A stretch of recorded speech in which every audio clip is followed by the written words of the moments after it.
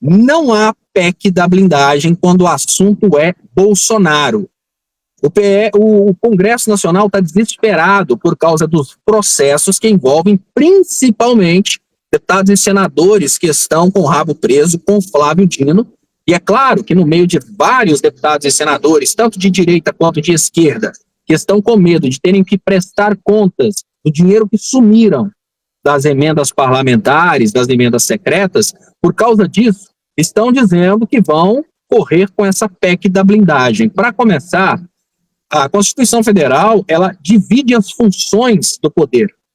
E o Executivo tem essa função de executar, o Legislativo tem essa função de fazer leis, mas o Judiciário tem essa função de decidir aquilo que é ou não é compatível com a Constituição. Pelo princípio da separação dos poderes, uma PEC que dê superpoderes ao Congresso e que praticamente tire do Poder Judiciário a prerrogativa principal, que é julgar, e quando a gente fala do STF, o STF tem como uma das principais funções garantir que o crime não corra solto no Congresso, essa PEC é inconstitucional. Vão correr com essa PEC, vão criar uma confusão muito grande com o Poder Judiciário, claro, com o STF, claro, mas o mais importante, essa PEC não ajuda em nada o Bolsonaro. Se hoje criassem uma PEC no sentido de dizer que o Bolsonaro deveria ser julgado em primeira instância, essa PEC se aplicaria ao Bolsonaro? Não. A grande confusão é que, quando uma determinada lei penal é benéfica ao réu, ela retroage. Mas isso não seria uma lei penal que retroage, isso seria uma lei processual penal. E leis processuais não retroagem. As leis processuais são aplicadas dali em diante. O processo do Bolsonaro, esses processos que já estão no STF e já tiveram a instrução no STF, eles não retroagem. Existiria a possibilidade de que um processo, por exemplo, contra o Silas Malafaia, fosse para a primeira instância, mas não esse processo no qual ele está junto com o Eduardo Bolsonaro, porque aí tem uma pessoa que tem foro privilegiado, obviamente todo o processo vai para o mesmo juízo.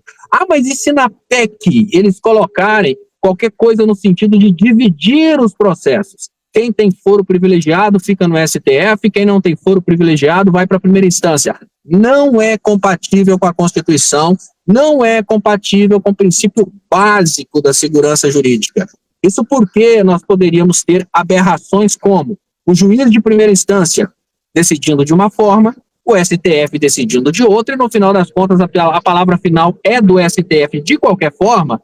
O Ministério Público poderia recorrer até o STF para condenar uma determinada pessoa que, em primeira instância, foi absolvida porque é amiga do juiz. Então, não há possibilidade das PECs da blindagem funcionarem, e ainda que alguma coisa da PEC da blindagem passe e seja aceita pela Constituição, e quem determina se uma decisão ali de uma PEC é aceita ou não pela Constituição é o STF, ainda que o STF aceite algumas coisas, nada disso aplicaria-se ao Bolsonaro. Nada que é de cunho processual retroage.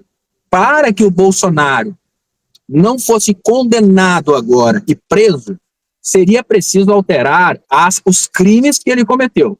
Vocês já pararam para pensar, retirar do Código Penal brasileiro o crime de atentado violento contra o Estado Democrático de Direito, de tirar do Código Penal o crime de golpe contra o Estado Democrático de Direito, golpe de Estado, retirar o crime de destruição de patrimônio público tombado, e retirar também os outros crimes que nós estamos vendo o Bolsonaro que vai ser condenado nesse momento por esse crime, retirar, por exemplo, o crime de organização criminosa do Código Penal, ou da lei das organizações criminosas. Já pararam para pensar, deixar de ser crime ter uma organização criminosa só para ajudar o Bolsonaro? Essa seria a única possibilidade do Congresso tirar o Bolsonaro da condenação.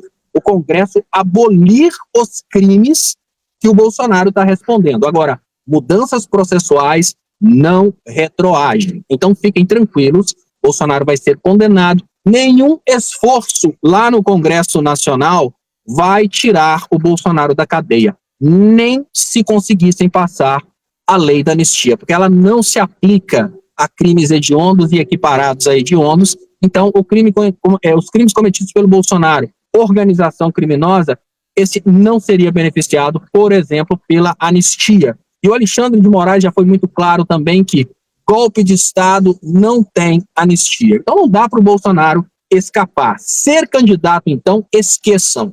O Bolsonaro não pode ser candidato ainda que não seja condenado nesses crimes do 8 de janeiro, nesses crimes do golpe de Estado, porque ele já está inelegível. E não, o Trump não tem o poder de reverter a inelegibilidade do Bolsonaro. Então entendam, Bolsonaro não vai ser candidato. Essa é a nossa realidade.